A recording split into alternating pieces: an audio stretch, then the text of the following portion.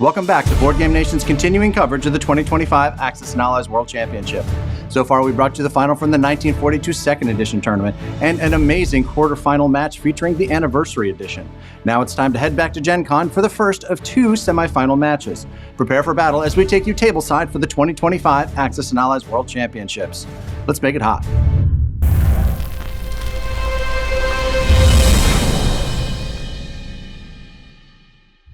Welcome to Board Game Nation. My name is Gary Blevins. Thank you so much for watching. And a big thank you to our friends at Renegade Game Studios for sponsoring this video series. This series features products that you can find by following the link in the description below. There you'll find a huge selection of Axis and Allies games, accessories, and so much more.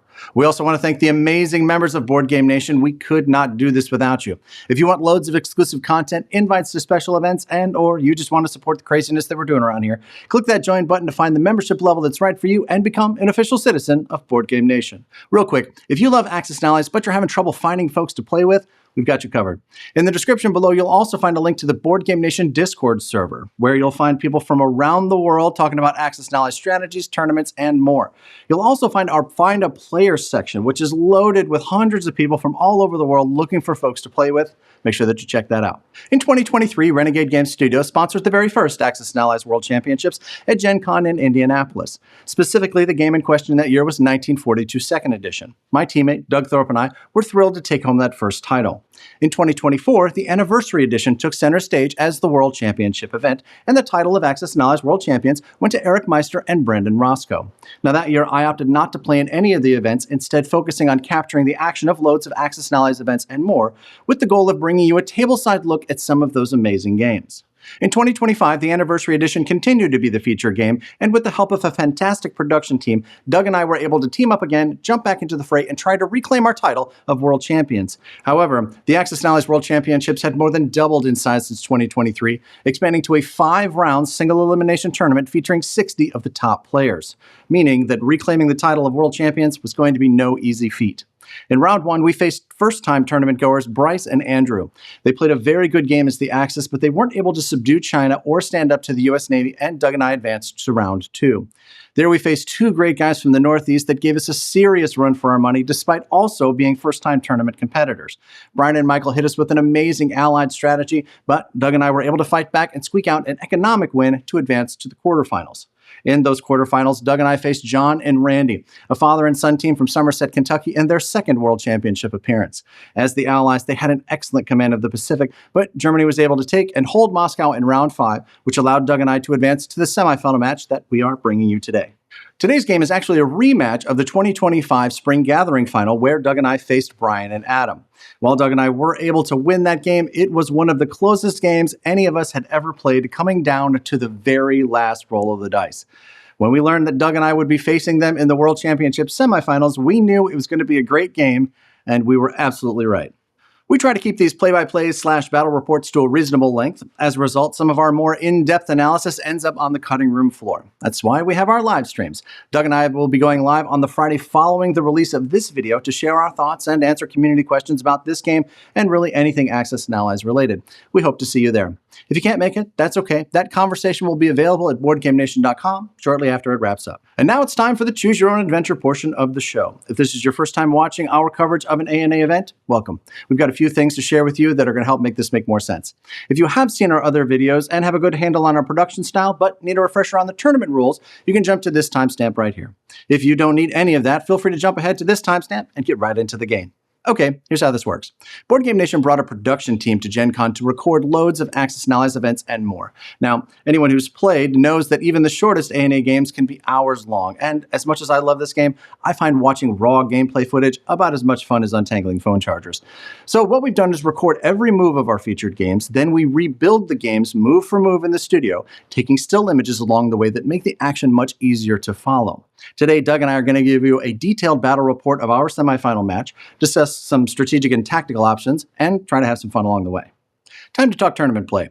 With some minor variations, casual and online play have basically the same rules. Because tournaments have lots of players and a limited amount of time, the rules for tournament play have some significant differences that you need to know about. Today we're going to be looking at tournament play for the 40th anniversary edition. There are 3 big rules differences that you need to know. Number 1, players bid for sides. At the start of any round of play, a bidding process begins that may allow players accepting a bid to place additional units on the map prior to the start of the game. A good bid and the placement of those units can make a huge difference in the game. A while back, we made a video laying out the rules for bidding. If you want to know more about it, follow that link right there. Number 2, the anniversary edition comes with 2 different scenarios, 1941 and 1942. In tournament play, the 1942 scenario is used. However, national objectives and research and development are excluded from the game. But the optional fighter escorts and interceptor rules are in effect. Lastly, and most importantly, number 3, tournament games have a very specific time limit and win conditions. In the case of the Anniversary Edition, the game ends at the end of 6 hours of play. The Anniversary Edition features 18 victory cities. The team controlling the most victory cities at the end of the allowed time wins. In the event of a 9-9 tie, the side with the highest economic production at the end is the winner. As you can imagine, this change in win conditions changes the strategies quite a bit. Now, that isn't to say that tournament strategies won't work in casual or online play, but their target is a bit different. The time limit typically shifts the goal to controlling more victory cities than your opponent when the time expires, rather than the victory conditions laid out in the rulebook. Now, this rule set lends itself to much more aggressive strategies and can be a ton of fun. Just something to keep in mind as you follow along. A quick disclaimer. My team and I did our best to recreate the games as accurately as possible, but things happened in the heat of a game and during the recreation process that may have caused some minor details to get lost. Still, I'm confident that any minor discrepancies wouldn't have made any significant difference to the outcome of any of our games. Also, in some of the pictures, you're going to see the different colored chips offset like this. This was done intentionally to make them easier to see. In reality, they stack just fine. All right, that's enough for now. You'll pick up the rest along the way. Time to get into the action. Please welcome our dear friend, Mr. Doug Thorpe, to the show. Hey, Gary. It's good to be here, as always, man. Great to have you. This is our first game that we're going to be sharing with everybody in the World Championship, and it is a great one. We're playing Brian and Adam, who we have played before. We played them in the final at the Spring Gathering, and we were victorious in that. And I thought it was really interesting because they won the roll, and then immediately offered us exactly what they offered us at the final of the Spring Gathering, which was they wanted to play the Allies, and they offered us the Axis +4. And we said, okay. It went okay for us last time. We'll give it a go. I was surprised. Were you surprised by that? I was surprised by that. A little bit. I mean, we definitely took it because we weren't going to give them 5 to play the Axis. Absolutely not. I think they painted us into a corner with that bid. So, yeah, I was a little surprised. Yeah. And I guess when they did it, I was curious whether or not they had some new allied strategy that they were looking to spring on. So I was happy to have it, but I was like, wait, maybe this is too good. Well, we'll see how it goes. So Doug and I have been playing together for a long time. Typically, I play the European theater with the Germans and the Italians, and he takes care of Japan. So Doug, why don't you take us through J1? All right. We're going to see some things that we've seen before. I don't claim originality in this opening or in the purchase. I really like the 1 carrier, 2 transport buy. So that's what I went with this game. It's important to get land units into Asia for Japan. For combat, again, did some what I would consider fairly typical stuff. Saw this opening used in the World Championship last year by the reigning world champs. To me, it's really important for Japan to clear the US Navy at Pearl and the UK Navy off of the coast of India. So I make both of those attacks. Take the battleship, 2 fighters, and the carrier. I'm into Sea Zone 35 to wipe out the UK Navy. I'm going to take a bomber, a fighter, a cruiser, a destroyer, and a sub against the Pearl Harbor Navy there. I think that's important to clear that out so America doesn't start with that extra aircraft carrier. And then a pretty heavy push into Asia against China. Really, the idea is if you can take 4 of their territories there, that you can reduce them to only gaining 1 unit on round 1. So took 3 infantry and a fighter into Sichuan.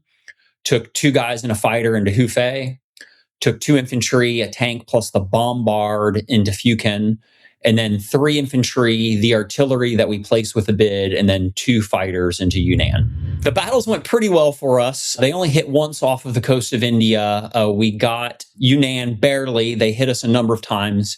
Fukin was great. Hubei didn't go so well, though, so it'll be interesting to see if this comes back and hurts us, them getting to place an extra guy, but we got Sichuan. So we got 3 out of 4 of the inland moves. happy about that. And then they only got one hit off of Hawaii. I chose to lose the destroyer, so I'd have the cruiser as a blocker and keep the air and the sub. Losses this time are pretty average for this kind of opening. The Allies lost 91 IPCs here, and the Axis lost 26. For non-combat, I decided to put one of the fighters in French Indo that had to land there, and I went with the other 3 in Manchuria, both being afraid and also inviting the Russians to attack me there so I can wipe those guys out. And then I put one fighter back on the carrier in the sea zone around Japan, sea zone 62 there, and return the bomber to Caroline Islands. That's it for the non-combat move. Then I get to place my carrier and my 2 transports again in sea zone 62 around Japan. All right, so after mobilizing, Japan collects 34 IPCs this time, plus the 3 that they had saved. They end the turn with 37. Over to the Russians for their first turn. The Russians have a pretty standard purchase, the 5-1-1, 5 infantry, 1 artillery, and 1 tank. Spends all 24 of their IPCs. And then they do a interesting 3-prong attack. I've seen 3 prongs before. I don't know that I've seen them in exactly this format. They're going to send 3 infantry and 1 tank into Belarusia. They're going to send 3 infantry and artillery, 2 tanks, and a fighter into eastern Ukraine, and 2 infantry, 1 artillery, and a bomber into the Ukraine. There was a little bit of a surprise here because what they ended up doing was just strafing each of these territories.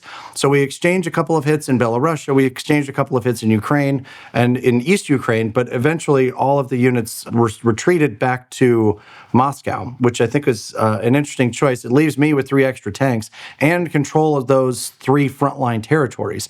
So I'm not sure that I love this. To me, I prefer a more committal approach, particularly if you've got the opportunity to get rid of 3 tanks that are on your front lines and an artillery unit that's on your front line. So I think that this might come back to bite them because I've got a lot more units now here than I normally would have. Yeah, they did preserve 4 infantry, 3 tanks, and artillery, but it's also hard for Germany to counterattack all of that stuff. Usually Germany has to commit to one of those and then put them in a situation where they can be counterattacked. Losses this time, it looks like the Axis are going to send 18 down to the Butcher's Bill, and the Allies are going to lose 19. Non-combat, it looks like they moved most everything back to Russia with the tanks that retreated from the combat in Belarus and in Ukraine. They moved the 2 guys from Kazakh into Caucasus. They landed a fighter there, bomber lands in Russia, and they marched a couple of guys west. A key point here is that the AA gun moved out of Karelia and into Archangel. They also consolidated in Sherbet with 7 infantry, so those guys are going to be eyeballing the Japanese front in the future. They mobilized 2 infantry and artillery and a tank into Caucasus and the rest into Moscow. And that ends the Russians' first turn. What do you think on your turn here, Gary? How are you feeling about this? Well, I like that I've got 3 tanks on the front line that I don't normally have, and I like that I have control of those territories. So I get to collect that income without any combat, so I do appreciate that. And I like that Karelia is currently unoccupied with no real threat to take it back with any significance. So I like my position on the Eastern Front for sure. On the Western Front, of course, we're just opening up here. So my purchase here, 5 infantry, 2 artillery, and a carrier. I like picking up that carrier in the Baltic. It creates all kinds of pressure on the United Kingdom right away. It forces them to defend the homeland rather than being able to spend the money to build a complex in India. So this is a little bit of a help for my friends on the right side of the board, but it also stops the British from being able to immediately start landing units. For combat, we sent a couple of fighters and the destroyer from 13 into Sea Zone 12 to take out the destroyer and the cruiser that are there. We went up into Sea Zone 2 with 2 subs, the fighter and the bomber, to try to take out that mixed fleet. The key here is really getting the transport and the battleship. Man, if you don't get that battleship on this first round, it is a pain for the rest of the game.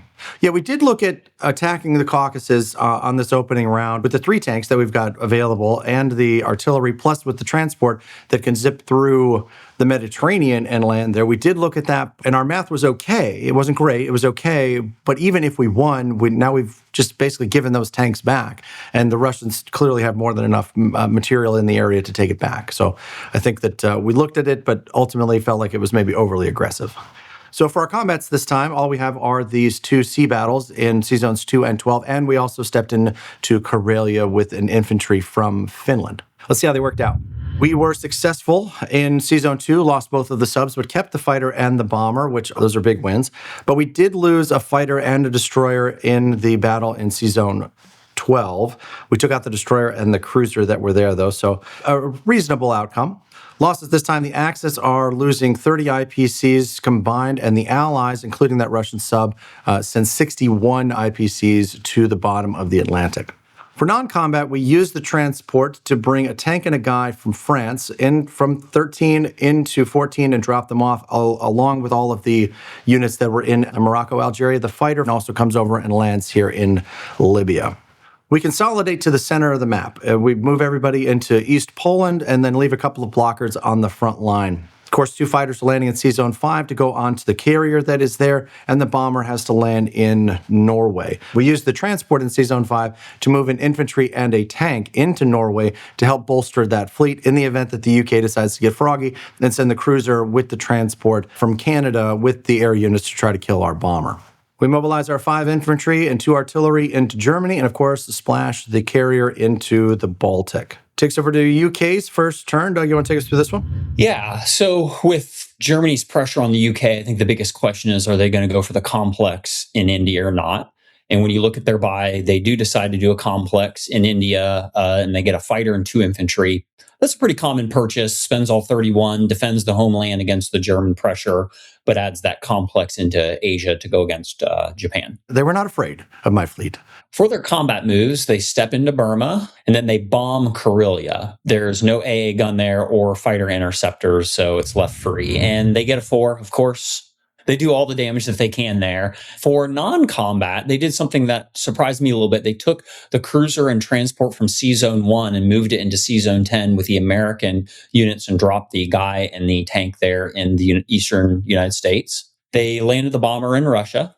And then they moved everything out of Egypt to Transjordan, along with the guys who are in Persia over to Transjordan. I think the idea there of consolidating is to try to prevent them getting obliterated from an Italian sea landing and bombardment. The fighter from Australia also flies up to India. They move the guy from eastern Canada to western Canada.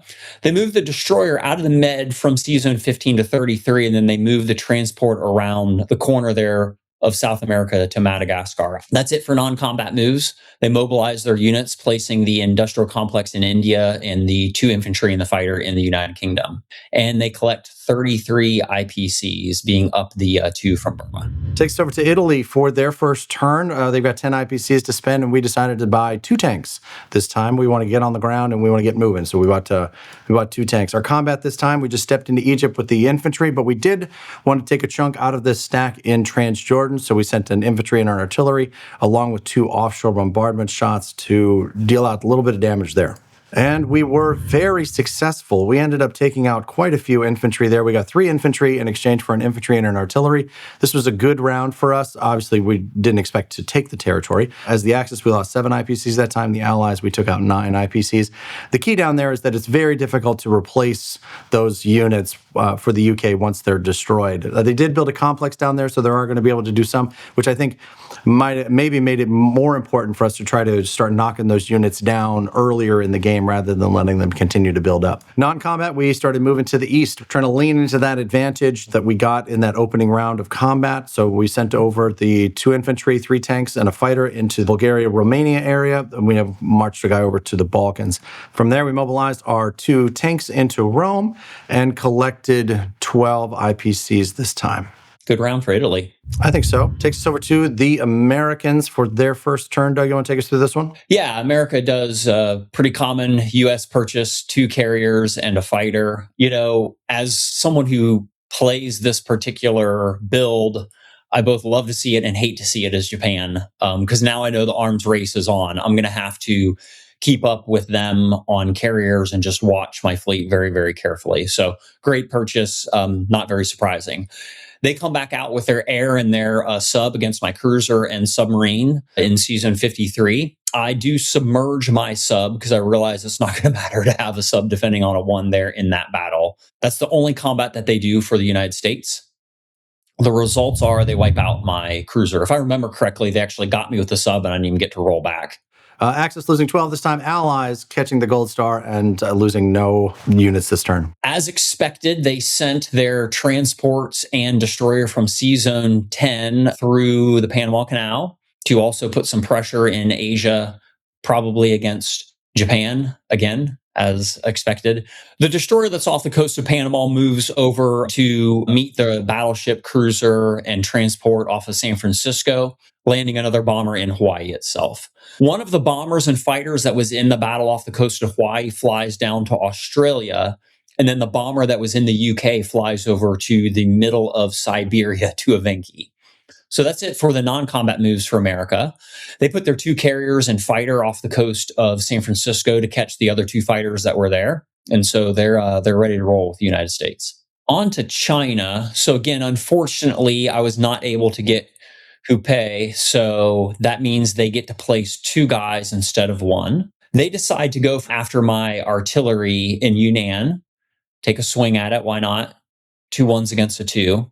And that's the only combat for them. So I was a little surprised in their combat move that they didn't step from Hupei into Shanghai, into Jiangsu there to take that territory. They could have stepped in, taken it, and then mobilized their 2 infantry there. This would have forced Japan to turn around and go backwards to try to take out those 3 infantry. They almost certainly could have done it, but it would have had them going in the wrong direction versus marching west across China. So I was a little surprised that they didn't do that. Yeah, it's a tough decision because you see that juicy artillery sitting there by itself, and you want to get that because it reduces Japan's not only force but attack force in Asia. So they are not successful. They attacked and whiffed, and I hit them on my rollback against them. So they lost a guy and retreated back to Sinkang. And then for non-combat, they moved the guy from Ningxia down to Sinkang. And then they go to mobilize, and they mobilize both of their infantry into Sinkang, giving them 4 infantry there. So America is clearly poised to come after Japan. Their bombers are kind of like triangulating me, and they're moving their other navy across to meet into the Pacific. And so that is the end of round 1. The U.S. has mobilized and has started to build their massive armada off the coast of San Francisco.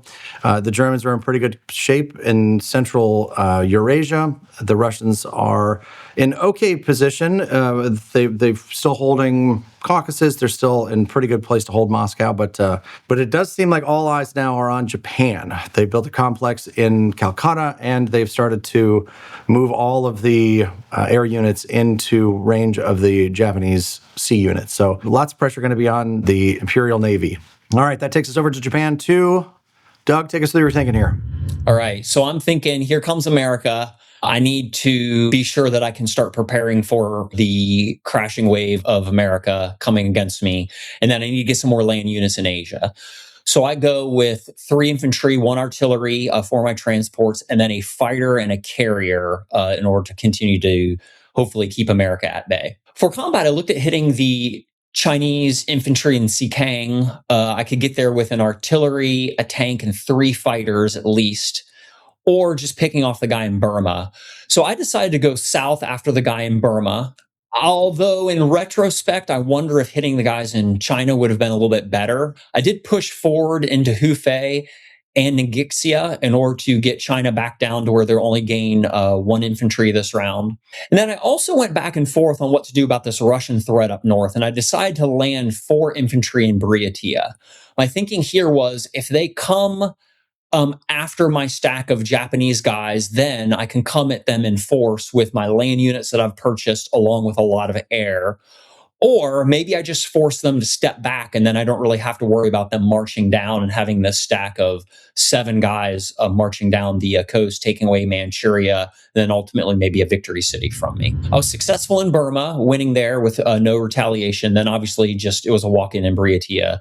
Then for non-combat moves, so I bring my carrier and battleship back off of the coast of French Indochina. So this way, they can get back and help support the rest of the fleet against the United States. I bring my sub back, move a bomber down to French Indo to give it more movement into Asia, land a fighter there in French Indo, move my tank and my infantry inland in order to support the guys there. And then I land an infantry and an artillery. Now, we counted out this transport's location. about 5 or 10 times because there's this American bomber lurking in Evenki. There's also an American bomber in Australia and an American bomber in Hawaii.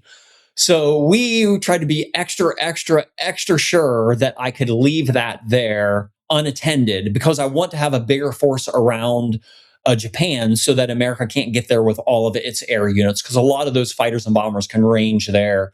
Okay, then I mobilized my units. So now I have 3 carriers and 6 fighters there, and I have another carrier with a fighter on it coming up. So I'm beating America in the carrier arms race so far, 4 carriers to 2. So I'm feeling really good about that. Looks like Japan is going to collect 37 IPCs at the end of their second turn.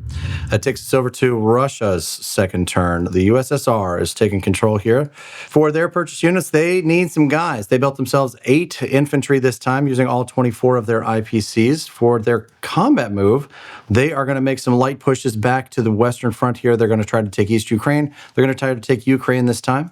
They opted not to try to attack Buryatia, even though the 7 infantry and a bomber were in range. They could have attacked with that, but they opted not to. Those battles were successful for the Soviets in East Ukraine and Ukraine. Just some light trading there. The Axis losing 6 IPC, the Allies only losing 3. For non-combat, they did step back from Sherbet.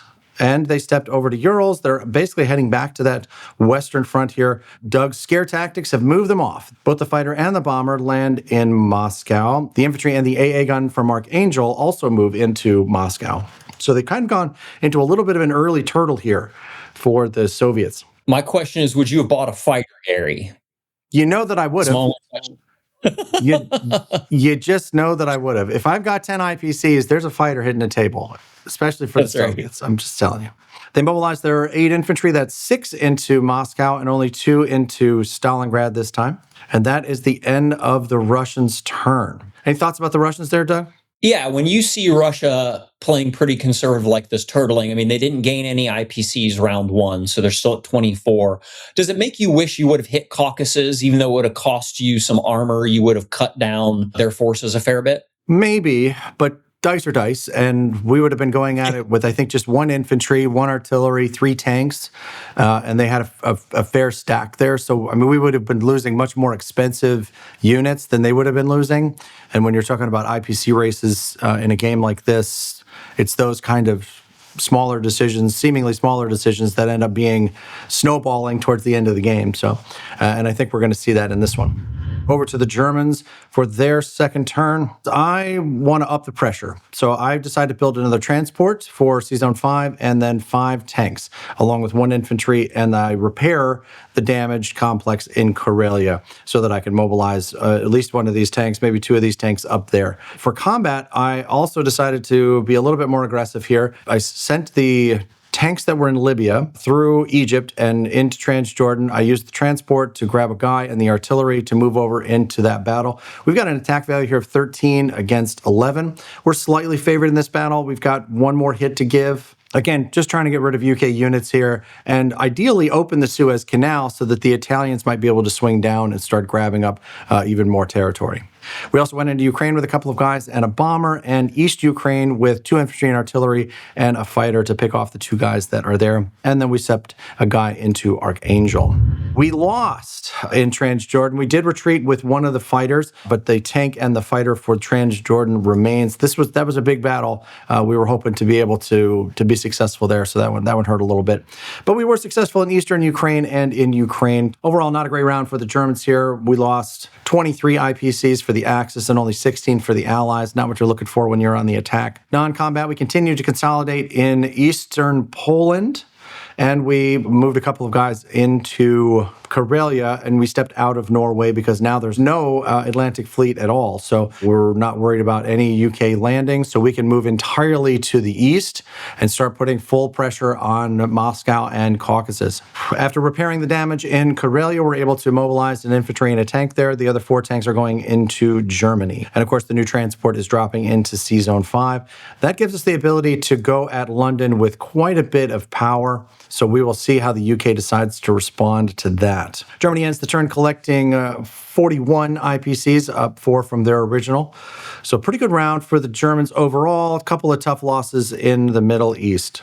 So, two small things that I think we forgot to do here as Germany is one is we forgot to advance the anti aircraft gun that we took out of Berlin and moved into Warsaw to the Baltic states. The other thing is we probably should have landed one of the fighters that we have in Karelia to deter strategic bombing raids.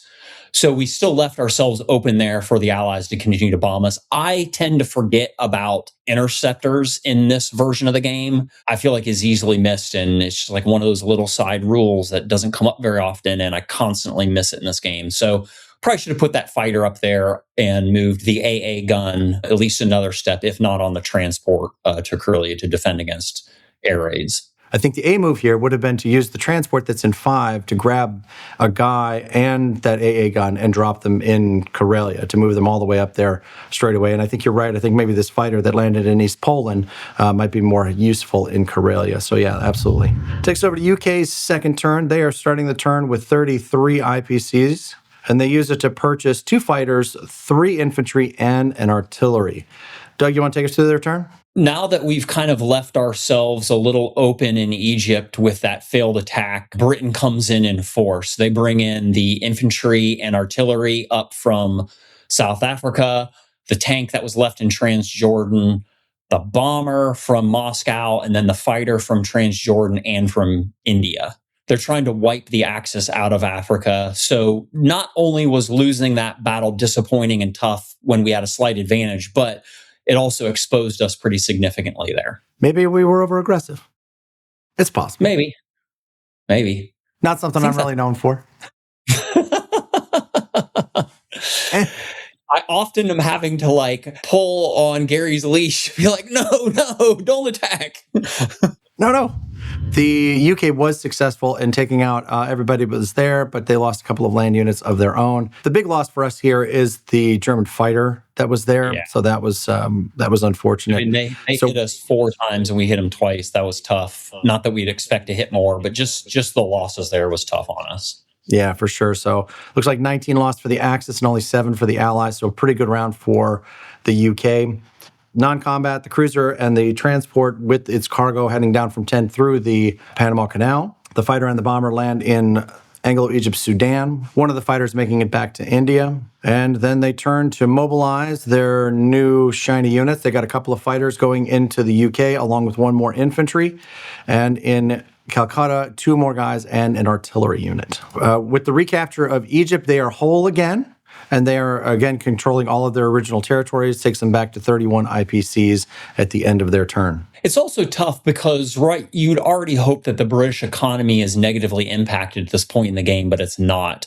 It'd be better for us if they were making, 28. We have some of Africa, but they're back at their total full amount. So that's pretty tough on the Axis. Agreed. Let's see if the Italians can do anything about it. They've got 12 IPCs to spend, and they decide to purchase another transport and a guy.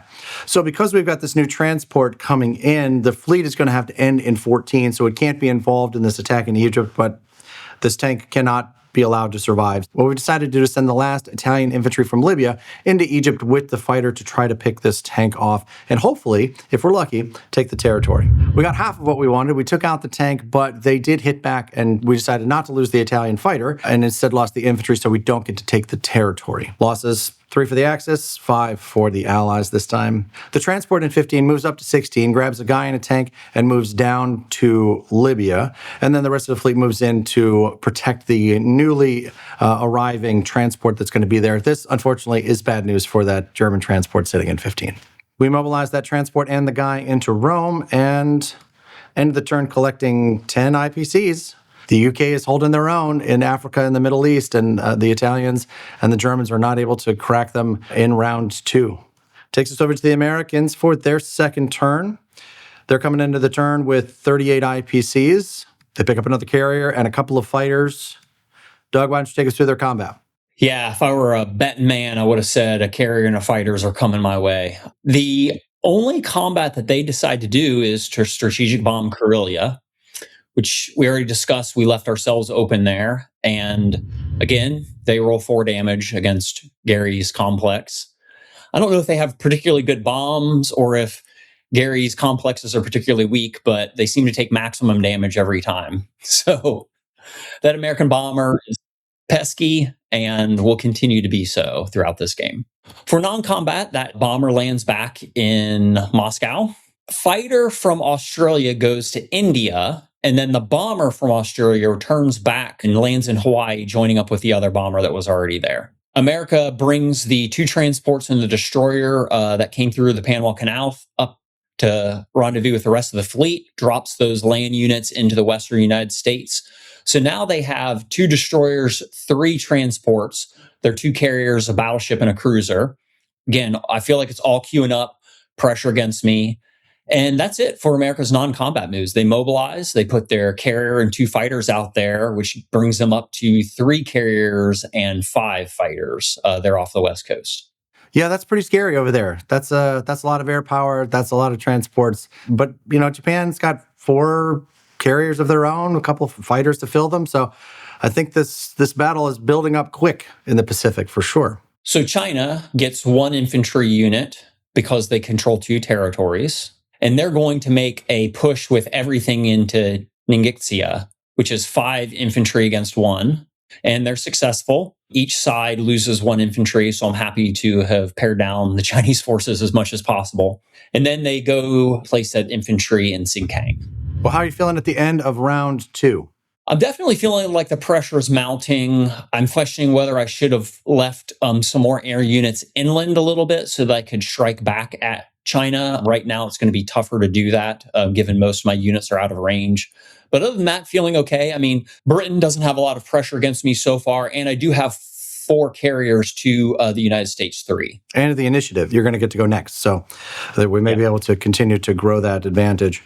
On the European side, this really just comes down to a race now because the UK has let the Germans off the leash, right? So it's a race now to see if I can get to Caucasus. It's a race to see if they can hold Moscow. And the Germans and the Italians may also be able to make a play at Calcutta if they can finally get their act together. I think the second transport for Italy is going to make a difference in that fight. We'll see how it goes. One thing we know for sure, though, is that this is still very much anybody's game. Coming into Japan 3, they are starting the round, I believe, with 37 IPCs this time. Doug, what did you buy? So I'm thinking right now that America is just going to keep building up, and I'm going to be turtling if I don't do something to hopefully prevent that from happening. So what I'm thinking of is actually going on the offensive a little bit and putting some pressure against the Allied victory cities. I also am realizing that I still need land units. I need air units. I need naval units. I need everything, but I don't have a destroyer. So I'm going to go with 1 destroyer, 2 fighters, and 3 infantry this round for my purchase. I'm actually not going to do much combat this round. I could fan out and capture some territory of Russia's, but they're just going to press back and take it, so I don't really feel like that's worth it.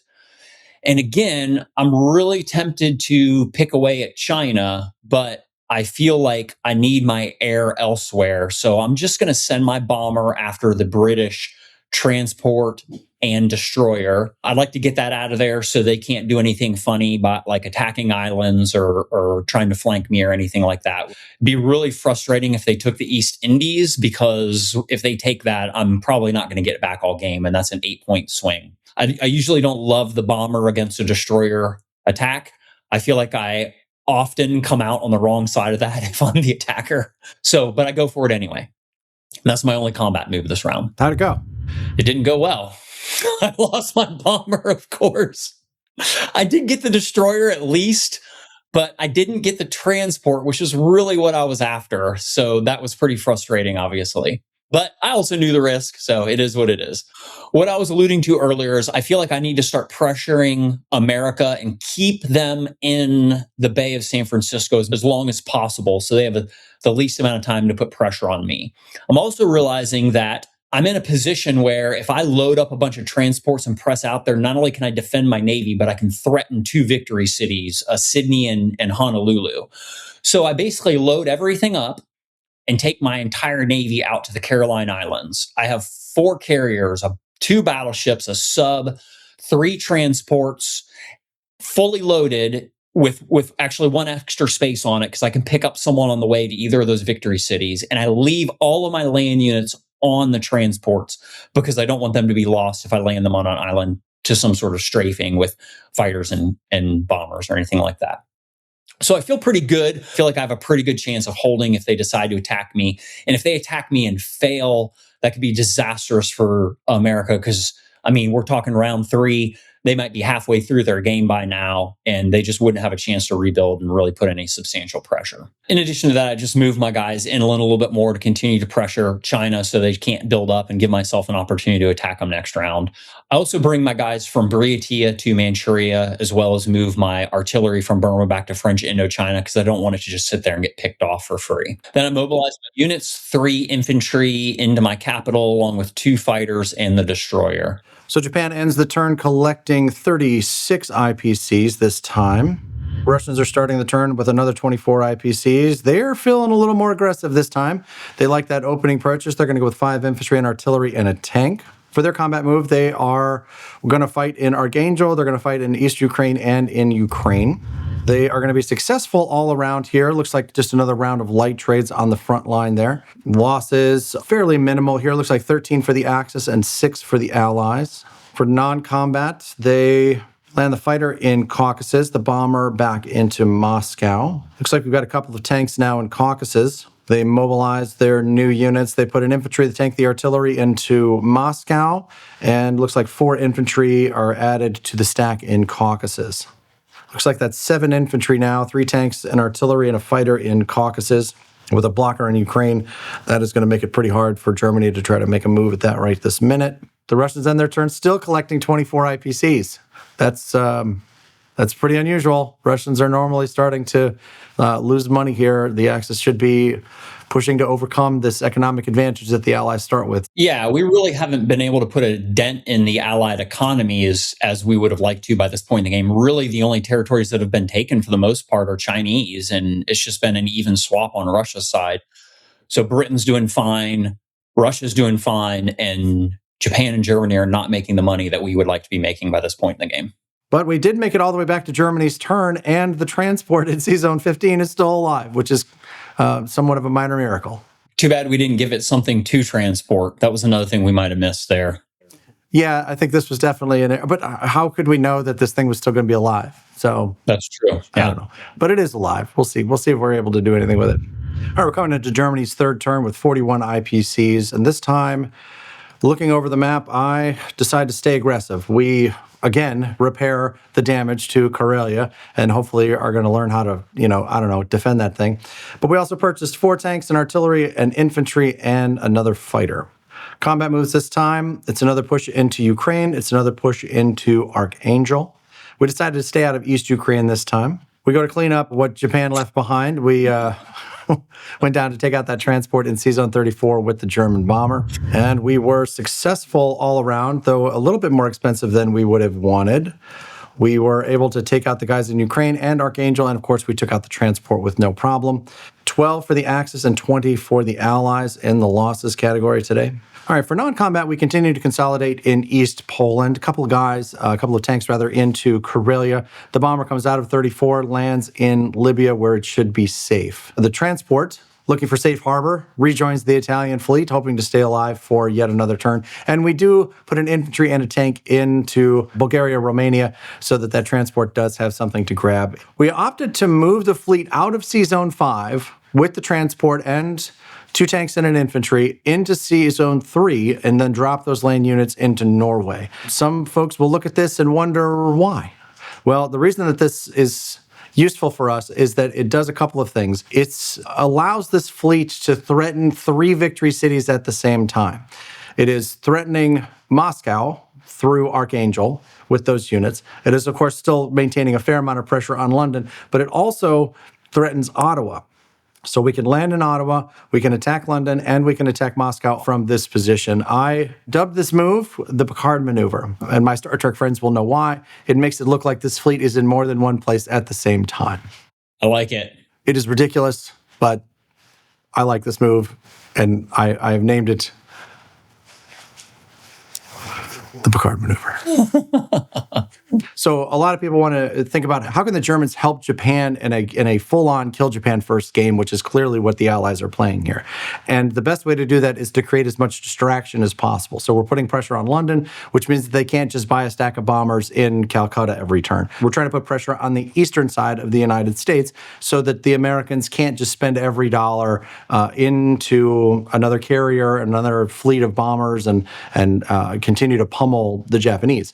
So this is really what this move is about, is trying to distract the Allies away from the Pacific theater. Whether it is actually successful in ever taking London or Calcutta or DC is almost secondary. It creates a pressure, it creates a threat that has to be dealt with. Then we go to mobilize. Of course, we've repaired the damage in Calcutta. We've got the 4 tanks, the artillery, the infantry, and the fighter. The infantry and the artillery are going into Karelia, and of course the remainder of the units land in Berlin. So we end with 40 IPCs and turn the action over to the United Kingdom. They're starting their third turn with 31 IPCs. Again, they're still making a lot more money than we'd like them to be making. Let's see what they do with it. They use those 31 IPCs to purchase 2 fighters, a tank, and 2 infantry. The Allies have already purchased a large number of fighters this game. It's kind of unusual. I think Britain's purchased 5. America's purchased 3, so that's not that out of the box. But, man, they're cranking out the fighters. Yeah, they are. Why don't you take us through their combat move? Okay, so they're pushing actually pretty heavy into Burma. This is the result of me not really having any pressure on India right now. I think the move that I made was warranted and what I decided to do. The downside is it takes pressure off of India, so they're able to step out of Burma strong. That's their only combat this turn. There's nothing there, so they just walk in. As far as non-combat, they moved their fleet that went through the Panama Canal to the west coast of the United States and dropped their guys off in San Francisco. They get that bomber that was in North Africa back to London, and then they fly the fighter that was there back over to India. And then they move the fighter from India down to Australia in order to defend it because of the pressure that Japan is putting against that victory city. I don't know that I love the fighter going back to Australia there. I mean, if Japan really wants to go all in on Sydney, I'm not sure that fighter is going to make a difference. It's just going to get lost. So I'm not sure I love that move. But it does force Japan to commit more forces than they maybe otherwise would have. Yeah, that's true. I also think that the Allies played a very good game, this game, in coordinating in the Pacific. So I think when you see what America does, it's going to make more sense. They mobilize. They get the 2 additional fighters into London. This is going to put a lot of pressure on that German fleet. We'll see whether or not they're able to hold their position in Sea Zone 3 or if they have to move away. The land units are headed into India. That's 2 infantry and a tank landing in Calcutta. And that ends the UK's turn. They are still, not only are they whole, they're +2 because they hold Burma. So now they're gaining 33 IPCs, which is not what you're wanting to see if you're the Axis players here, which we are. What's happening over here? Yeah. As much as I think my moves make sense as Japan, it's not really working for us very well. I don't really love my game here. Coming into Italy 3, I've got 12 IPCs to spend here. Let's see if we are able to turn it around. We purchased 4 infantry. And for our combat move, we are going to close that Suez Canal to the UK there. We're going to step into Egypt and all the way down into Anglo-Egypt, Sudan, and we're going to step into Transjordan with the full party here. Now, with no land units remaining in Africa, it's just now a sprint for that tank to try to pick up as much money as quickly as it can. Non-combat, we continue to consolidate in Bulgaria, Romania with those Italian units. We've got a guy, 2 tanks, and a fighter. And then we also stepped 1 Italian infantry north into East Poland to kind of give us an option there if we need to break through one of the spaces up there. All right, so we mobilized the 4 infantry in Rome and end the turn collecting 14 IPCs, starting to take a chunk out of the UK's budget, finally. And then we, of course, turn the action over to the Americans for their third turn. So the U.S. is coming into their third turn with 40 IPCs. Doug, what do they do with it? Well, they buy 4 fighters, which I don't know if I've ever seen before. I thought this was a really interesting purchase. And I'll be honest, when I bought it, I was just scratching my head. I was like, I have this giant Navy here pressing their Navy. They can't put their fighters on the carriers. They're already full. So I didn't really understand this purchase. For combat moves, America sent that bomber after the lone German transport in Sea Zone 14. I don't really know why. That guy never did anything to them. And then for non-combat, They fly all of their fighters and their two bombers down to Australia in order to make a pretty strong force there. So now there's 7 fighters, 6 American, 1 UK fighter, 2 bombers, and then 3 of the UK infantry in that AA gun. That makes Australia really hard to attack with the Japanese. I thought that was very, very smart. And then they just move 1 destroyer out to Hawaii to create a blocker, and they actually go and pick up the land units that are in Hawaii and pull them back to the West Coast in order to preserve them. So if I do decide to go in there, I'll get a walk in, but they'll be able to come back with those land units against me. This also opens up their carriers so they can place those newly purchased fighters onto them. And then I have to math out if my air units alone can take out the American Navy, because even though they took 6 fighters off, they're adding 4 more fighters, and they still have, the battleship, the 2 cruisers, etc. So I thought this was a very, very good move by America. It was surprising to me. Yeah, me too. I think this was really, really powerful, and I like this move, even if that fleet was in 36, because now all of those air units, if they wanted to, could make it over to Calcutta and defend that victory city, right? And you could continue this shuttle turn after turn, right? Like you can buy as many fighters as the Americans can buy, shuttle them from those carriers to Australia, to Calcutta, to Hawaii, wherever they need to be. So I like this strategy quite a bit. Yeah, and it puts Japan in a situation where if on my turn, if I go to Hawaii, now they're going to have 10 fighters plus everything else that can hit me, because the fighters that are in Australia can all have a landing zone on the carriers, and then the 4 fighters that are on the carriers can hit me and then just go back in the West Coast or Wake or wherever. So I thought it was a really good move, really kept Japan's pressure. I mean, it basically took what I thought was a ton of pressure on the Allies, and it just like popped the balloon. Like it just fizzled out completely, and suddenly I don't have much going on here at all.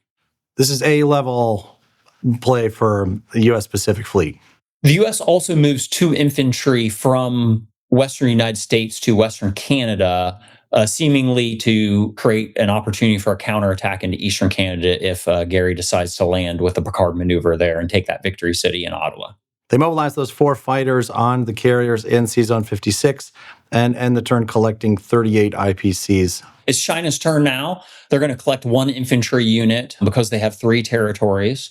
As far as combat moves, they're going to step 1 guy in Siuan. There's nothing there to contest them, so they get that. That's it for combat for China. For their non-combat, they're going to take the 2 infantry in Ningxia and stick back to Qinghai. And then they're going to place 1 unit into Ningxia so I can't blitz them and get them. So they spread out. They're back up to 4 territories now, which means they're going to be getting 2 infantry unless I can do something about that.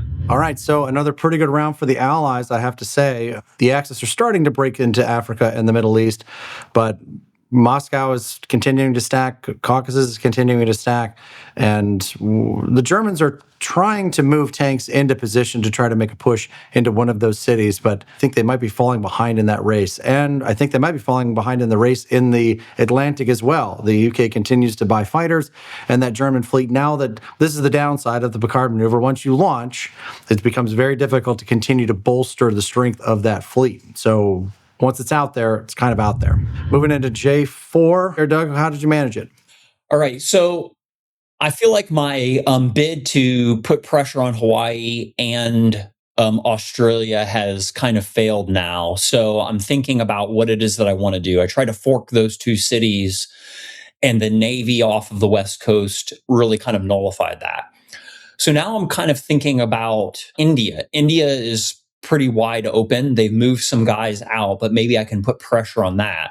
And I also want to continue to build fleet in order to defend against America. So for a purchase, I decided to add 2 more infantry. As many land units as I can set up and gear up for Asia is important. 2 destroyers and a carrier. Honestly, I mean, Japan's got 4 carriers. Why not have 5 at this point in the game, right? Like, just keep adding the carriers. That's going to keep America away from me as much as possible. I also want to try to keep China from continuing to add too many men. I think it's already at the point in the game where I'm not going to be able to subdue China completely. So what I want to do is try to keep them with as few infantry as possible to put as little pressure on me as possible. This round was a hard round. I was on the clock for about 12 or 13 minutes this round, just really thinking about like what to do, not so much the combat, but the non-combat.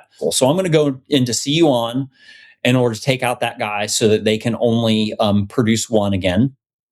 Since they've retreated, I'm thinking that bought me some time. I wanted to pick off that destroyer, so we went with a sub and an inordinate number of fighters. And that was the only combat that I decided to do with Japan this round. I was successful in Siuan, didn't lose anything there, and killed the destroyer off of Hawaii, but he got return fire as destroyers in this game seem to do, and I lost the sub also. So pretty even casualties there. I lost 9, they lost 11. And so I decide for non-combat that I want to try to fork 2 different victory cities. And so basically I move the entire fleet to off of Borneo. This gives me an opportunity to continue the pressure against Australia, but also now put pressure on India to where Britain can't just keep pressing out of India against me. I'm also in a position where just those air units of America alone can't really break my fleet. If I would have stayed in a position where the actual naval units could have gotten to me, I could have been at threat of losing my fleet. But over here, really only the bombers can get me. The fighters don't have a landing place. So my fleet is completely safe from the United States. And I bring down the destroyer to off the Philippine Islands in order to try to link up with the rest of the fleet. I decided to consolidate all my land units in Asia into Yunnan. This is putting more pressure on Burma and hopefully ultimately India. So now I can either land really heavy with my land units from Yunnan and my units that I put into Borneo into Burma, planning on hitting India the following round. But I can also still get back and try to protect my victory cities with my land units there. I'm going to move my 2 fighters out to land on the new carrier that I'm building. Then I go to mobilize units. I place the 2 infantry in Tokyo, the 2 destroyers, and then the aircraft carrier. America only has 4 fighters that can get me there in Zone 62. The bombers can't range to there, and neither can any of the fighters that are in Australia. So I should be pretty safe. They have a 12 attack with 4 units, and I'll have a 14 defense with 5 units. So I feel pretty good about my homeland defense. If America presses toward me, I have a lot of land units there, so I can drop a lot more. And then again, I'm trying to pressure these 2 victory cities and kind of fork them. So America's going to have to split their air, and hopefully I can get one of them at least. I think at this point in the game, we're still looking at different paths to victory. I mean, this is J4. I might only get 2 more rounds after this. And so I want to keep the pressure on victory cities and not try to win economically, but try to get another victory city in order to assure us a VC win rather than trying to count the IPCs and get down to money, because we haven't been doing great in that area this game. So Japan ends their 4th turn, collecting 36 IPCs, moving up, but still not really where we want to be. So we're going to turn the action now over to the Russians and see what they want to do with their 24 IPCs. The fact that the Russians still have 24 IPCs is crazy making for us. But I do like their purchase. They bought themselves a Russian fighter, a tank, and 3 infantry. All right, for their combat moves, they are going to push into the Western Front a little bit. They're going to go into Belarus and back into Ukraine. They're going to leave Archangel alone this time. And they, of course, were successful. They were able to take out everybody in Belarus and in Ukraine with seemingly light losses for them. Make that no losses for them. The Axis lose 7. The Allies lose 0 this time. Non-combat, just the air units coming back to Moscow, but that stack of 7 infantry moved out of Yakut and over into the Soviet Far East. I have to admit, I'm not sure I fully understand that move. I think it's just creating a landing zone to be sure that if American air lands there, they're safe. You could go to Sherbet, but Soviet Far East is closer to the American air, and it's just as close to Buryatia, so they can march down the coast with that stack of 7 guys. Well, the stack in Caucasus is starting to get pretty big, as is the stack in Moscow. As they mobilize, it gets even bigger. Looks like 2 infantry going into Caucasus, and the infantry, the fighter, and the tank going into Moscow. That's 11 infantry now in Caucasus with 5 tanks, 8 infantry, a couple of tanks, artillery, 2 fighters, 2 bombers in Moscow. Yeah, I'm getting a little nervous at this point in the game because I'm not seeing a path to a victory city along the Russian-German front for us. there's that. And then I'm not sure that I have a path to a victory city in the Pacific either. And I mean, I'm still at threat with a lot of things that are going on out there to losing victory city. So I admit I'm getting a little nervous at this stage of the game. But that takes us over to the Germans' fourth turn. They start with 40 IPCs. This time we're building a bomber, we're building 5 tanks, we're building a guy. We are on the move. We're going to see if we can't get more attack power to some of those victory cities as we get closer. For combat here, we did decide to make a full landing in Ottawa. We landed there with 2 infantry and 2 tanks with the transports that are coming over from Norway. We are moving heavy now into Belarus. We're going to take out the guys in East Ukraine, and we stepped over into Urals. So we are not moving at a victory city on the Eastern Front just yet, of course, because none of them are in reach, but we are getting in a position to be able to make a heavy move, or at least put a lot of pressure on Moscow on G5 and maybe G6. Yeah, it gives you an opportunity to step there next to the Russian capital because so many of the infantry are down in Caucasus. They don't have as much of a counterattack. So, of course, we were successful in Ottawa and Urals. They were both unoccupied. And we were successful in Belarus and in East Ukraine. The Axis only lose 1 infantry this time for a cost of 3, and they took out 4 of the Allied infantry there for a cost of 12. Non-combat, our air units are moving back into Karelia. Everybody else is either in Belarus or in East Poland. The fleet from C-Zone 3, of course, moves over to cover the transports that ended the turn in C-Zone 1. We did move that AA gun finally. Made it from Berlin all the way back up to Karelia. So now there is an AA gun protecting the complex in Karelia. He can be taught. Along with fighters. Right, and fighters. He can be taught. Yeah, I feel like we're essentially saying the German Navy is up for grabs with the number of fighters in that bomber in London 2 spaces away. But I think you left the fighter on there just to make them actually have to commit units. We dropped all the land units into Ottawa here because we were fairly confident that the UK's air power was going to come across and destroy the rest of this German fleet, and we didn't want to waste the guys. So now the Americans have got to come back from Western Canada to try to take out these 4 land units here, or they were going to have to defend DC or something. It's more of a factor for them to deal with here. And we may be able to draw some of the bombers back. We're certainly going to be able to draw a lot of the land units back.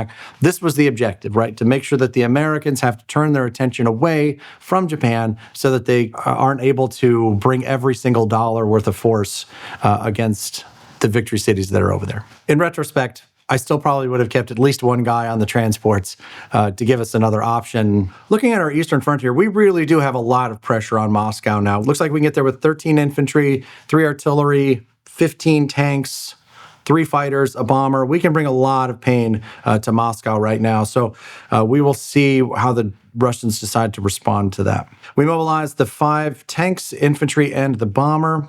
We dropped 4 tanks and the bomber into Germany, and 1 tank and the infantry into Karelia. As I mentioned back in the intro, sometimes mistakes happen at the table, and Doug and I made one here. As the Germans collect their income, my eagle-eyed viewers here will look across the map and see that the Germans should be collecting 43 IPCs, but we are so unaccustomed to taking Ottawa that we forgot to count the 3 IPCs that were there. So we wrote down 40 instead of 43. So when we get to Germany's next turn, you're going to see that they only have 40 IPCs when they should have 43. That's how the game went. So that's how we left it. That takes us over to the UK. They are starting the turn with 33 IPCs this time. Doug, take us through their turn. The UK making 33 IPCs at this point in the game is a real problem.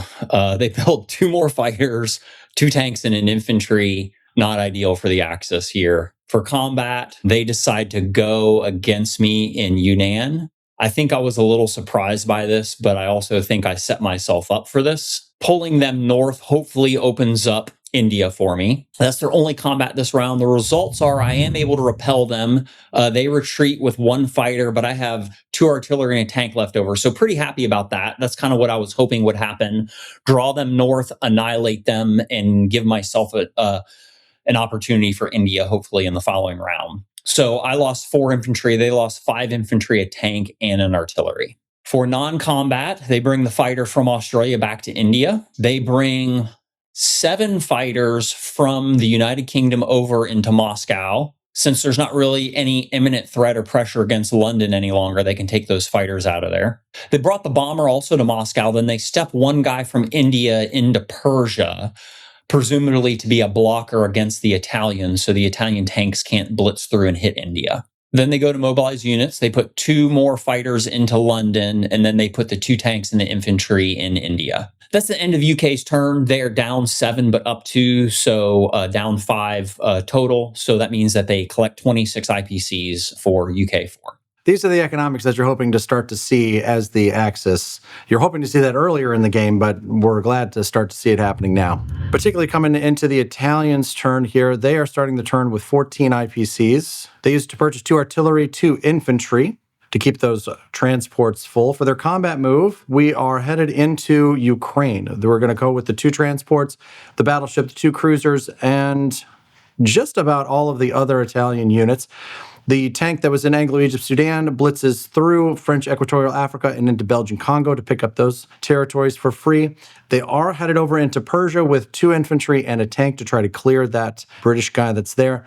And almost more importantly there, if they can be successful, they will stop those Russian tanks from being able to get down to Calcutta to defend that territory. So we kind of want to make sure that that route is closed off. Of course, the blitzing was no problem. We were also successful in Persia, took out the UK infantry that was there, but took 1 loss in return. We were very successful in Ukraine. We were able to take out all of the units that were there. Looks like we took no losses in that battle. That's 1 Italian down for a cost of 3 and 4 infantry down for the Allies for a cost of 12. Italian non-combat, they don't have a ton. All they really have to do is land that fighter in Bulgaria, Romania. Now that they have control with 6 infantry in Ukraine, that changes the complexion of that battle in Caucasus. They mobilize the new units into Rome. That's the 2 infantry, the 2 artillery, and end their turn collecting a lot more money. This time they end the turn collecting 19. This is what you want to see if you are the Italians and the Axis, particularly in the European side. Italy's getting off the ground, which is really good. You're in a position to capture more IPCs this round, and you have pressure on Caucasus from the south mixed with Germany's pressure against Moscow at the north, and hopefully an opportunity for a can opener from Germany to hit the Caucasus. So well done, Gary. Good move for Italy. We have our moments. All right, for US's turn, they build 4 fighters. Why not, right? Might as well keep the trend going. Pretty sure America's built 11 fighters so far this game, something like that. Is that all? They take 3 infantry, a tank, and 4 fighters into eastern Canada to try to wipe out the German presence there. They take 3 bombers into Persia in order to hit the Italians there. Those are the combats that they decide to do this round. They were wildly successful in eastern Canada. The Germans didn't hit anything coming back. In Persia, they were successful also. They wiped out the Italians. The Italians got 1 hit. So the losses for the Allies were 1 bomber, and the losses for the Axis were 3 infantry and 3 tanks. So $24 versus $12. Not what we wanted to see as the Axis at this point in the game. For non-combat, they land the 2 bombers and all of the fighters that were in Australia into India. So they're really set on protecting India and holding on to that victory city.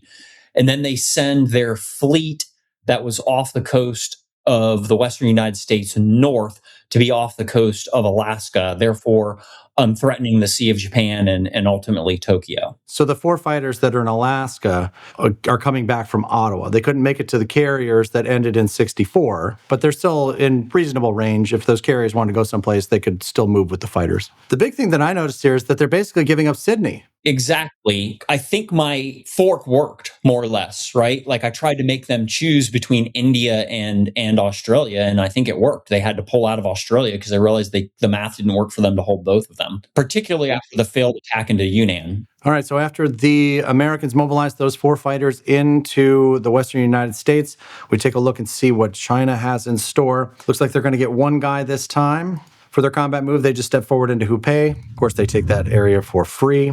Non-combat, they step forward into Ningxia and mobilize the additional infantry into Xikang to stop that tank from blitzing over to Qinghai. And that is the end of the Americans and the Chinese turn. Any thoughts about round 4? I think round 4 saw a couple of things. It saw some renewed pressure on Moscow, which I think was really good. Italy finally broke out, but the German fleet threat kind of went away. On my side of the board, it seems like I've successfully forked India and Australia, but America still has tons of air units. They're pressuring me from the north and the south, so we'll see how I can deal with that. And unfortunately, China is still a pain, going all the way back to round one when I couldn't get that other territory, and they've just been a problem the entire game, and will continue to be so. My mistake here as the Germans is if I would have left an infantry and a tank or an infantry and artillery in France or in Northwest Europe, from Sea Zone 1, I would have been able to move that fleet back into 7, pick up, and then still create some kind of threat on London. Because I didn't do that, and I think mostly because we had just assumed that that fleet was going to be destroyed. And now it's out there. It doesn't have any units with it. So this was, ironically, I think the UK not destroying that fleet was probably the right thing to do. Yeah. Because now without any land units for it to move around to try to take control of anything with, it is substantially diminished. But, hindsight, 2020, there's some saying about it. I can't remember. I think your Picard maneuver is a good strategy. I don't know if this was our best execution of it. Still, mission accomplished for that maneuver. It did move land units into Eastern Canada, where they can't be on the transports that might be headed towards Tokyo or Shanghai or Hong Kong or towards the fleet. All right, around the corner to Japan 5. How did you manage this craziness in the Pacific? We're at the point where we have this round and round 6 left. So I'm kind of in a mode where I'm thinking, okay, I'm going to build this round. I'll have one more round to do stuff with what I build. So I wanted to get some more transports in position off of the coast of Japan so I can get some guys to my victory cities. Again, the fork works, so I'm going to hit Australia. So I decided to take all 3 of my transports down there, which is, again, why I bought more transports, because those guys are kind of on a one-way ticket going south. I'm going to move 3 transports with 5 infantry, 1 artillery, and then take 2 fighters and the battleship bombard. I'm going to take them to Sea Zone 47 because if I'm successful in taking Australia, then I also threaten the victory city in Hawaii. And that can either peel off the Americans coming back south or their fighters, take some of the pressure off of Japan in the north. And then I'm also going to step into Burma. My idea there is I don't want the tanks from Britain being able to blitz out and make progress toward Hong Kong or Shanghai. So for the results, I was very successful in Australia. No hits happened on my air, which was really good. They took out 1 of my infantry on return fire, and that was it. And I wiped them out. So we picked up that victory city, which was really, really big for us. So losses were 1 Japanese infantry and 3 UK infantry. For my non-combat, I want to block a number of sea zones. First of all, I want to block 63 and 58 to prevent the Americans from coming through and having a shot at Tokyo this round. I also want to block 57 with a carrier is my only option here. In order to prevent Britain from coming through there and taking Iwo Jima and creating a landing zone for all the American fighters. So my idea here is if I block those 3 zones, it buys Japan another round to build up and defend itself and hopefully keeps America at bay for 1 round longer. I'm also pulling my land units back, and then I'm going to move the rest of my fleet up so they're centralized. They can defend the victory cities. They can defend Tokyo, and then they're in a position where my air can go where I need it on what I'm thinking is going to be the final round of the game. So Japan ends their 5th turn, collecting 37 IPCs this time, and they turn the action over to the Soviets. For the Russians' 5th turn, they are coming in with 23 IPCs. Still too much. Still too much, for sure. They use it to purchase 6 infantry and another tank. For combat, they start to try to clear the path for the UK. They send their bomber down after this artillery that Doug sent into Burma as a blocker to try to clear the path for those tanks to see if they can get out of there. They are going to send 2 tanks from Persia down to try to pick off this last Italian tank in Transjordan, closing the Suez Canal, which would stop the Italians from being able to come through there to try to take another shot at Calcutta. And they are going to push back into the Western Front there. They're going to move out of Caucasus pretty substantially here. They're going to try to take out those Italians with, looks like 8 infantry, an artillery, a tank, and a fighter. In East Ukraine, they're going to try to take out the 2 Germans that are there with 2 infantry and artillery and another fighter. No action into Archangel, though, and of course, they are leaving the stack in Belorussia alone. They're stepping down from the Soviet Far East with all 7 infantry into Buryatia. Let's see how it went for them. It looks like they were not successful. Little payback, I think, for Little payback. right. The UK transport that shot down, the UK destroyer rather, that shot down the Japanese bomber earlier has been avenged. The Japanese artillery shoots down the Russian bomber and does not fall.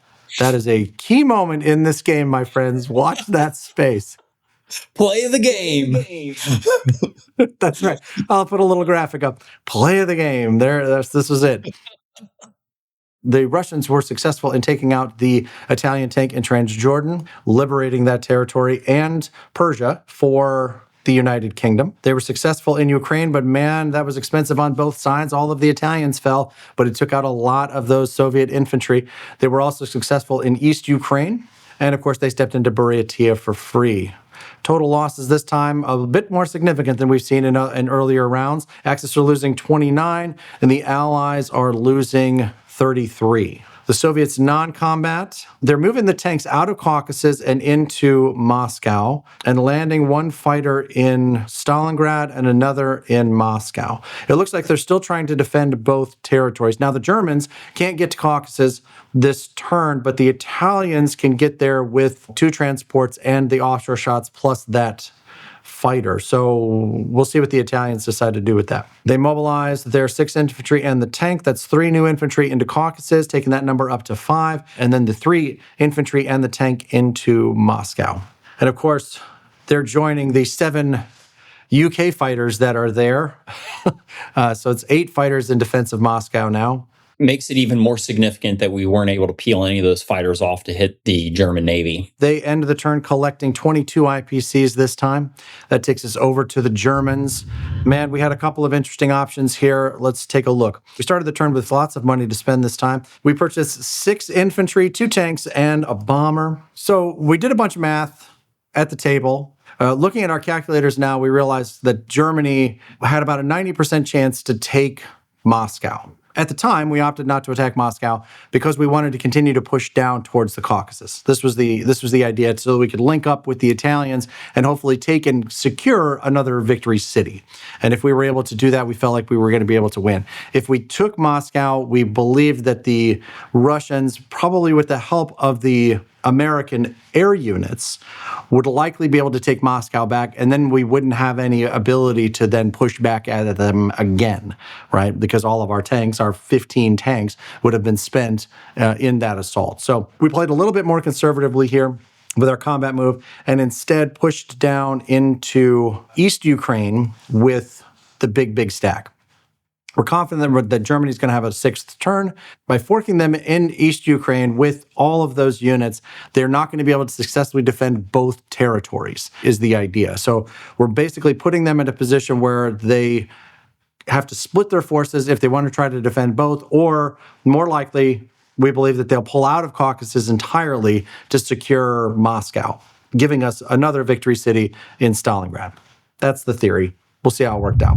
So we were successful in taking East Ukraine, but we had a terrible roll in Ukraine, and the Russians were able to maintain the territory. They kept 1 tank, but we lost our land units that were in that battle. Butcher's Bill this time looks like 14 IPCs for the Axis and 17 for the Allies. For our non-combat move, we brought the fleet back from C-Zone 1 into C-Zone 7 and put a couple of tanks in France, which will give us the ability to threaten Ottawa again, to threaten London again. Could also pick up a little bit of money with those units there if it comes down to IPCs on the last round. We land both bombers and 3 fighters in Leningrad and move 1 tank up to Poland. But the big stack there in Eastern Ukraine is kind of the hopes and dreams of the German assault at this point. We've got the 6 infantry, the 2 tanks, and the bomber to mobilize. The 2 tanks are going into Karelia, the bomber and the 6 infantry into Germany. So the Germans end their 5th turn collecting 40 IPCs and turn the action over to the United Kingdom. Doug, take us through this one. Okay, so the UK buys 3 infantry, 2 tanks, and a fighter. For combat, they move heavy into Burma with 2 tanks, an infantry, 2 fighters, and a bomber. They're wanting to get this guy cleared out so they can make progress toward my victory cities. That's the only combat they choose to do this round. The results are overwhelming. They wipe my guy out and I don't get any return fire against them. For non-combat, they use the cruiser that was in C-Zone 56 to come down to C-Zone 46 to be a blocker so that I can't hit Hawaii. And then they take their transport up to C-Zone 65 and drop it in where the rest of the United States units are at in Alaska. They land their air back into India. They go to mobilize units and they place the fighter in India and the 2 tanks and the 3 infantry in London. So at the end of the UK's 5th turn, just a quick kind of synopsis of where we are. So we've just agreed that we're going to play through round 6. The time is getting a little short, and we've decided that we're going to complete round 5 and then play all the way through a 6th turn if needed. Now, the current victory city count is 10 to the Axis, so we're in the lead, and the Allies have 8. So what that means is that the Allies are going to have to capture at least 1 victory city from us, and if they do that, we come to a 9-9 tie. If they're able to take 2 victory cities, of course, then they would be in the lead. But if they come to a 9-9 tie, then we have to go to an IPC race. So whichever side at that point, when the game is over, is producing more IPCs is the winner. So we're also now starting to think about controlling individual smaller territories in hopes of being able to win a potential IPC race at the end, which is one of the reasons why these German transports with the 2 tanks available to them that might be able to go out and jump and grab different territories is going to be important, as well as these tanks that are trying to blitz around and grab a bunch of stuff. So we want to try to block them if we can. We want to try to destroy them if we have to, but we're also making sure that we're holding on to our victory cities as much as possible. It's important to kind of keep track of those, knowing how many moves each side is going to have left. So the UK is likely going to have 1 turn left, Italy's going to have 2, US is going to have 2, Japan's going to have 1, Russia, Germany are each going to have 1. So keeping all of that in mind, as we move into Italy 5, we want to try to preserve as many IPCs as we can.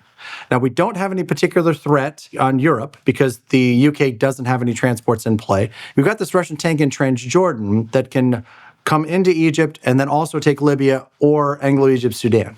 But little fun picadillo in the rules, if a territory contains an industrial complex, it will stop a blitzing tank.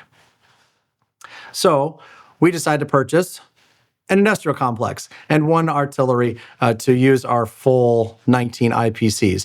The intent, of course, is to place that complex in Egypt so that that tank, while it will be able to step into Egypt and take control of it, rather liberate it for the UK. And should this game continue, the UK would be able to build units there. But we know that that's not going to be an issue. For our combat move, we blitzed the tank down to Rhodesia and South Africa. We sent the 2 tanks and the fighter into Ukraine, and then we grabbed the 2 infantry, the artillery, and moved into Caucasus using the offshore shots from the cruiser and the battleship. Our intent here, of course, is Italy's not going to be able to take Caucasus. The intent here is to be able to thin this down so that the Germans are able to come in on their next turn. Of course, we took South Africa without any issue, and we had a big success in Caucasus. We were able to thin down all of their units, leaving only the fighter remaining. That's going to be an easy walk-in for the Germans when the time comes. We were also successful in taking Ukraine.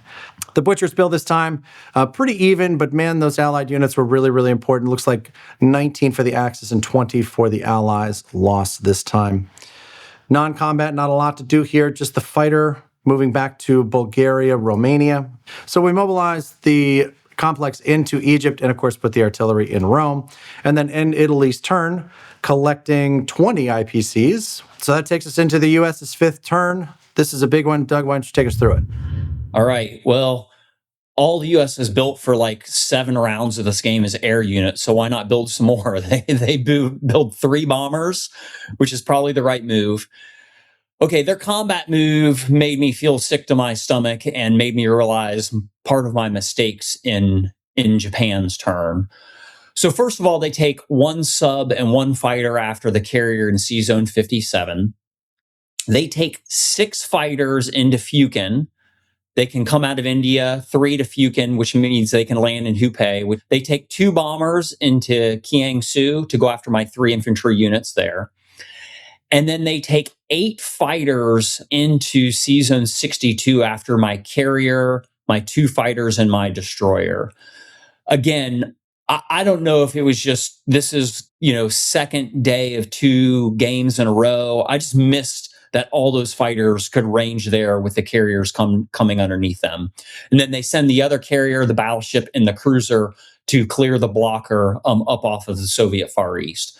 So when I saw this, the game is almost flashing before my eyes in many ways because I'm going to lose my transports. I can't get any more land units into Asia. I'm going to lose probably all of my land units in Asia. This was a great American allocation of resources, and again, just kind of made my heart sink just a little bit. For the results of this, America was successful in Fukin. I only hit them twice there, so they came out with 4 fighters. They were successful in Kiangsu. They made out with 1 bomber. I only hit 1 of them. They annihilated my Navy in Sea Zone 62. I think I only hit 1. Yeah, I only hit 1 fighter there. They got my carrier with the sub, so I didn't even get a shot back. And they also wiped me out off the Soviet Far East, so I didn't even hit anything there. So the math is on this. I lost 96 IPCs worth of units, and America lost 42. So this was just a really strong move. And again, attack for the Allies and pretty devastating to Japan. Again, I don't know if I just didn't see that all the airplanes could range there and pick off the 2 transports I bought. I would have tried to defend my Navy a little bit more. Could have put another carrier out there or something and put some more fighters on it. But that was a gut punch for sure. For America's non-combat, they land all of their air that went inland to Asia into Hubei. They move the rest of their fleet up off of Soviet Far East, except 1 carrier that needs to go into Sea Zone 62 to pick up those 2 fighters. And then they move all of their land units, Alaska into Bryatia there. So again, they have some shots here coming into the final round at some victory cities of mine and wiped out all the Japanese land units in Asia. I have no recourse here by which to protect my victory cities at this point. So China, now they get 2 units because they own 4 territories. Further combat, they move the guy from Hubei into Fukin, and then they take the rest of their infantry from Ningxia and move them into Hubei. So right now I'm in a situation where there are 5 land units that can walk into Shanghai that I can't stop. They're protected by 4 fighters and a bomber. And then there's a guy in Fukin who can walk into Hong Kong along with 2 British tanks that can blitz and take Hong Kong. So I'm at threat currently to lose 2 victory cities. And then when they place their units, they place the 2 infantry into Fukin. So now there's 3 there that I'm going to have to try to overcome in J6. As we look at the board state at the end of round 5, we go into this knowing that this is going to be the final round of play. The Axis are still in the lead, 10-8, but it looks like those 2 victory cities in China are in some serious danger. Japan is going to have to deal with that. On the European side, the Germans are doing much better here. They're certainly going to be able to hold on to Karelia. They're seriously threatening Moscow, and they are almost certainly going to be able to take Caucasus. Plus, the Italians might need to jump in and clean anything up. It doesn't look like the Allies are in a position to take back any of the victory cities on the European side, but losing those 2 in China would be a problem. Let's go into round 6 and see how it played out. We're on J6 now. This is my last turn. After the disaster of last round, I got to figure something out. So I've got to kill these land units in Asia. Because I lost so much of my air, I don't have as many resources to do it with as I would like to. I got to kill the guys in Fukin, and I have to stop the British tanks and infantry. So I could split my fighters 3 and 3, send 3 fighters into Fukin, send 3 fighters into Burma. But those are pretty tight battles. I also have to be sure that I'm protecting my capital because there's a lot of American forces that can come against it.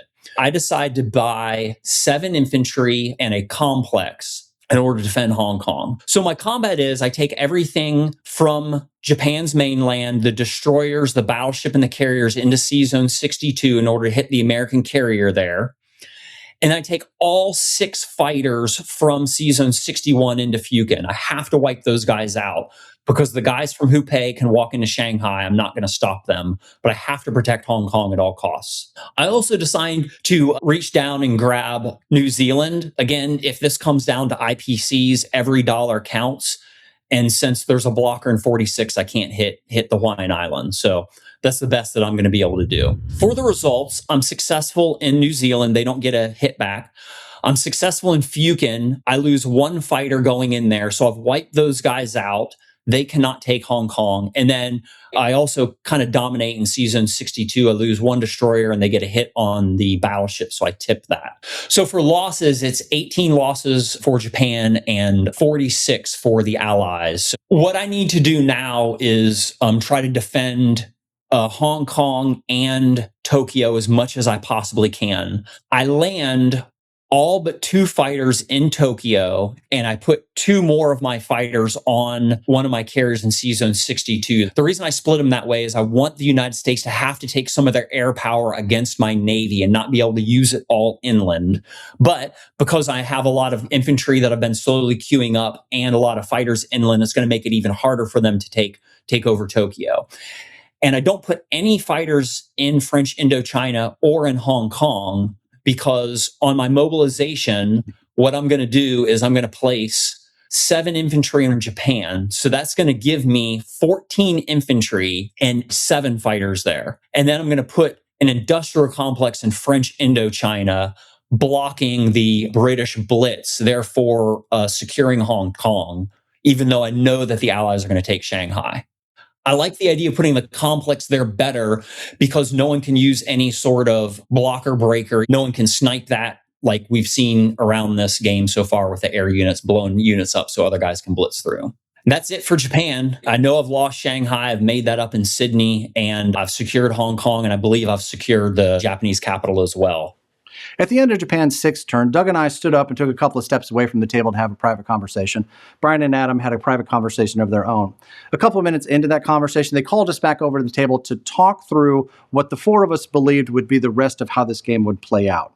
Let's walk through that together. The Soviets are up next. The victory city count is 10-8. That's 10 for the Axis, 8 for the Allies. The Soviets aren't going to be able to retake another victory city here. The best that they can do is build 6 additional land units in Moscow, basically foregoing Caucasus. They're not going to be able to defend it. When we move over to the Germans' turn, they're not going to lose Karelia. They're not going to lose any of their starting victory cities. And they are almost certainly going to have odds to go into Moscow if they really want to. At a minimum, they're going to be able to step into Caucasus, and there won't be an opportunity for the Allies to take it back. On UK's last turn, they were only set up to take 1 additional victory city, which was Hong Kong. But because Japan built that industrial complex in French Indochina, Thailand, they're not going to be able to blitz through that territory to get to Hong Kong and change the victory city count. So there's no change there. The Italians, on their last turn, still have those 2 transports that can jump out and try to grab Caucasus again, or they can swing out and try to grab some additional IPCs. That takes us to the Americans' last turn. They've got 6 land units and maybe 6 or 7 air units that can get into the fight in Tokyo. Tokyo is defended by 14 infantry, 7 fighters, and an AA gun. Plus, the Americans still have to fight through the Japanese fleet that's in Sea Zone 62, so they're just not going to be able to get into Tokyo. And of course, because 62 is blocked, they can't reach Shanghai or Hong Kong. But the Chinese can reach Shanghai. They've got the guy in Hubei that can step forward and take that territory, which would improve the victory city count to 10-8 if the Germans only took 1 victory city. So after talking through all of that, Brian and Adam, our friends, opted to resign the game, and Doug and I advanced to the finals. Congratulations to Brian and Adam for making it to the semifinals in the World Championship. That's fantastic. Doug, you played a great game. We had a couple of bumps in there along the way. We didn't, it was a little tighter than I would have liked there in the middle. I've never seen America build so many air units in a game. Again, I mean, what was the count? 15 or something like that? I mean, I know they built 4 fighters twice in a row. They built 11 fighters and 3 bombers or something like that. And what I find interesting is it was harder to manage than I imagined. And a lot of it to me goes back to China, like China creating the landing zones for the American fighters and bombers caused all sorts of problems. And had I known, hindsight being 2020, if I could have just taken a few more Chinese territories, it would have just been a little bit different. And obviously they would have reacted differently also, but it was just a really interesting game from that perspective. Like America never had a giant navy. They just had a million fighters that could crisscross my navy almost wherever I went. Yeah, I just didn't manage it as well as I could have, but we pulled it out in the end. So it was a really good game. Those guys are great players, and I both love and hate to play against them because they're so good. Right. I'm grateful that that Brian and Adam were able to play in the semifinals with us. They are fantastic players, and we look forward to seeing them in future tournaments. But we are on to the finals, and we are ready to face whoever is the winner of the other semifinal match. That would be Eric versus Dave and Mike in a battle of playtesters, which is going to be a lot of fun. So we're excited to share that with everybody. So Doug, thanks again for taking us through this game. It's been a lot of fun. Any other thoughts for the folks before you go? No, it was a lot of fun. I enjoyed it, and I hope you guys enjoy the video. You can show us other areas where we went wrong. Yes. Please feel free to point out other errors along the way. All feedback is good. That's the mantra around here. So, well, again, Doug, thanks again for your time, and we will see you next time. Bye. Thank you for watching our coverage of the first of 2 semifinal matches from the 2025 Axis Knowledge World Championships. Thanks again to our friends at Renegade Game Studios for sponsoring this video series. Make sure to follow the link in the description and the pinned comment to check out the full line of Axis Allies products and so much more. We hope that you'll be back for our live stream the Friday after this video is published. They are always a lot of fun. Make sure to hit the subscribe button and the bell to get notified when new videos are ready. And if you want loads of exclusive content, invites to special events, and more, click that join button, find the membership level that's right for you, and become an official citizen of Board Game Nation. Thank you again to Brian and Adam for a fantastic game. Congratulations on being semifinalists in the World Championships. Tune in next time for our coverage of the other semifinal match that will determine who Doug and I face in the World Championship Finals. When that video is ready, you'll find it right here. When the live stream that followed the premiere of this video is ready, it'll be over here. For our latest bit of mayhem, right this way. And if you're ready for more from Board Game Nation, click here to subscribe. My name is Gary Blevins. Thank you so much for watching, and we'll see you next time.